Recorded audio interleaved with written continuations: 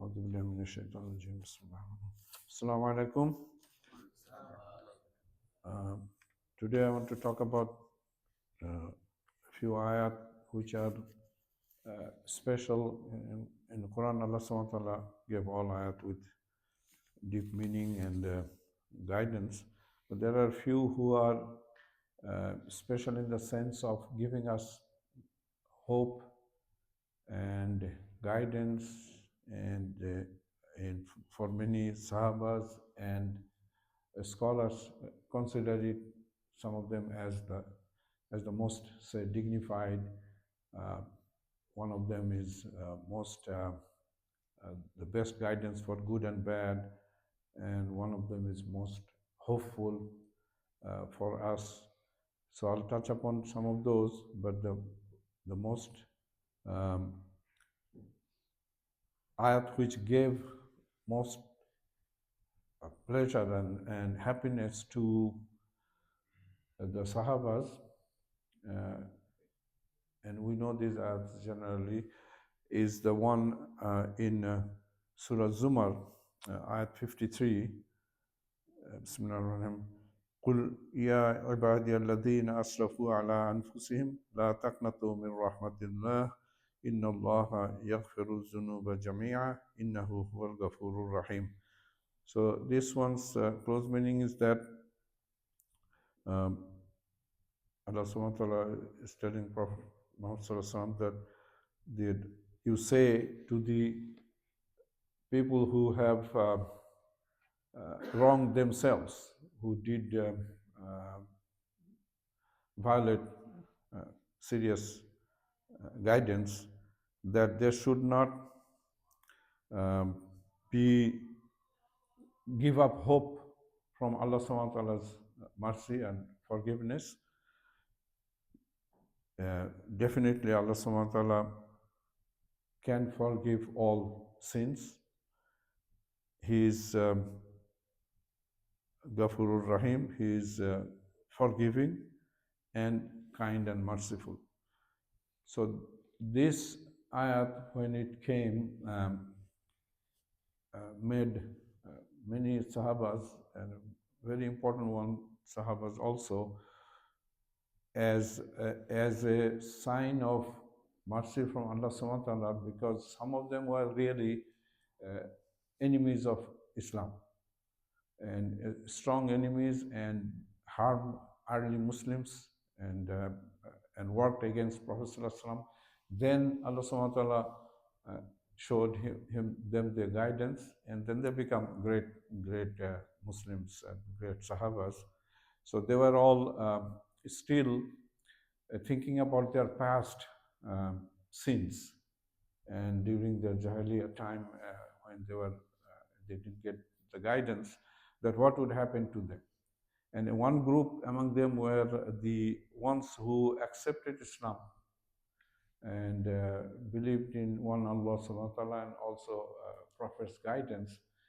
Because of the torture and the boycott and all kinds of problems they faced by the Quraysh in Mecca, early Islam's time, that they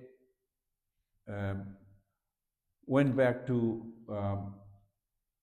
the kind of the Jahiliyyah, went back to get along with the Quraysh to save themselves, but they had iman. They were like Hazrat Umar Radhiyallahu anhu mentioned about them, is they had weak iman, so they could not really continue saying that they were Muslims. So apparently they looked like munafiq, or they looked like they went back to their old ways.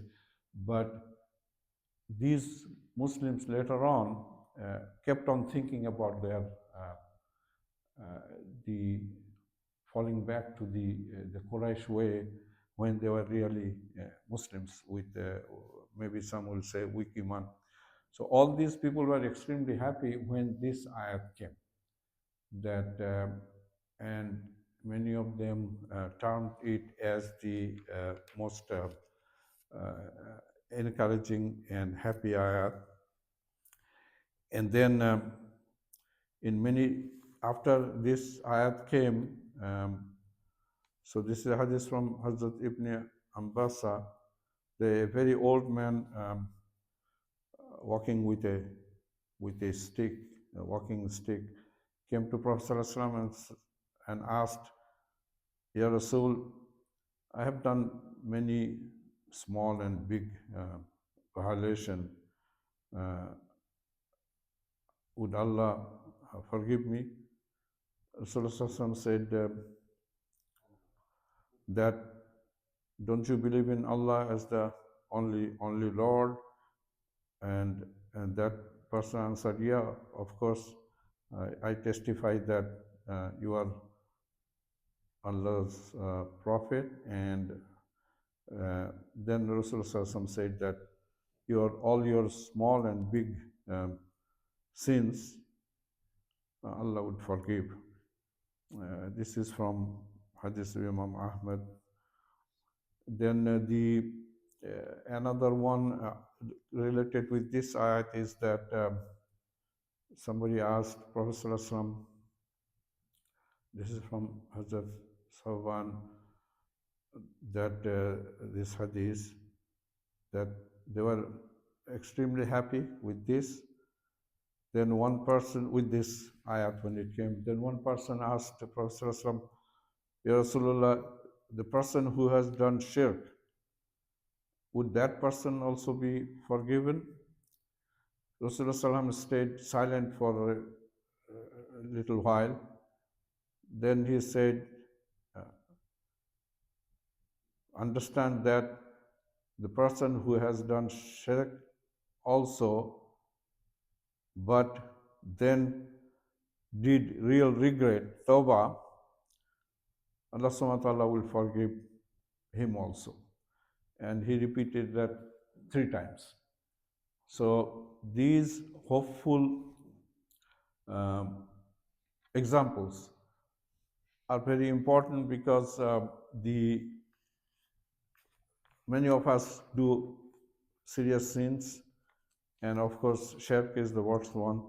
And moments don't do shirk, but those who did shirk and also came back with real regret, Allah subhanahu wa ta'ala forgive them. This aspect is important in the sense that the example of punishment and hellfire and so on is emphasized to guide us. That's one aspect. That's being afraid of the punishment. But the hopeful sign, hopeful examples Allah subhanahu wa ta'ala gave in Quran is important because the sins and the mistakes, when we can become worried about those, the hopeful ayats and hopeful signs are extremely important to make us encouraged to do more good and avoid sins and ask for Allah's forgiveness. And Allah subhanahu wa ta'ala has unlimited capacity to forgive. So I ask Allah subhanahu wa ta'ala for forgiveness on all my sins, and all of us ask Allah subhanahu wa ta'ala for forgiveness and ask for His guidance to go into the right way. Amen.